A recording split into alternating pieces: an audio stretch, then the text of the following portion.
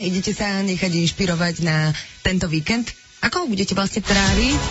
Možno futbalom, čo vy na to? Leto na Vive s Táňou Týmkovou. Pretože už tento víkend sa na Slnečných jazerách Juh uskutočnia majstrovstvá v plážovom futbale. Čiže meníme terén, ale princíp hry stále rovnaký, žiadna tráva, ale piesok. Na týchto majstrovstvách sa zúčastní aj tým Rádia Viva Metropol. No a tak sme zavolali jednému z organizátorov turnaja, Jurajovi Gubánimu, a opýtali sme sa, ako bude vlastne tento turnaj prebiehať. Majstrovstvá sa budú konať tento víkend 5.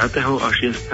júla na Slnečných jazerách Juh na plážovom ihrisku. Týmy budú rozdelené podľa dohody aj z asociáciou plážového futbalu. Pôvodne sme chceli 4 skupiny po 4, ale lenže teraz, aby si zahrali aj jednotlivé týmy, tak chceme, aby tam bolo aj viacej tých zápasov pre tie jednotlivé mužstvá, tak budú 2 skupiny po 6, každý bude hrať s každým. Počas dňa by mala byť tombola s zaujímavými cenami. Večer bude jedna taká veľká party, diskotéka na severe Slnečných jazerách. Je to dobre znie, aj keď musíme si povedať pravdu, nemáme more, piesok iba dovážame, čiže plážový futbal zrovna nie je ríto slovenský šport, veď tých pieskových pláží je tu predsa len deficit. Ako sa teda plážovému futbalu na Slovensku darí? Čo sa týka našej futbalovej miniligy Sainca, máme dobrú spoluprácu s asociáciou plážového futbalu, čo vlastne nám aj prejavili tou dôverou, že sme jedným z hlavných organizátorov tohto turnaja. Je to všetko vlastne na báze toho amatérskeho športu, čiže nie je nejaká zaregistrovaná nejaká súťaž alebo tak nejak, čo je vlastne náš taký cieľ, že by sme možno priebehu budúceho roka vytvorili takúto súťaž v rámci Slovenska. Chalani z reprezentácie chodevajú na medzinárodný turnaj, taký najznámejší je v Linci, kde zatiaľ dosiahli taký najväčší úspech, druhé miesto. Je to medzinárodný turnaj, kde sa nachádzajú vlastne reprezentácie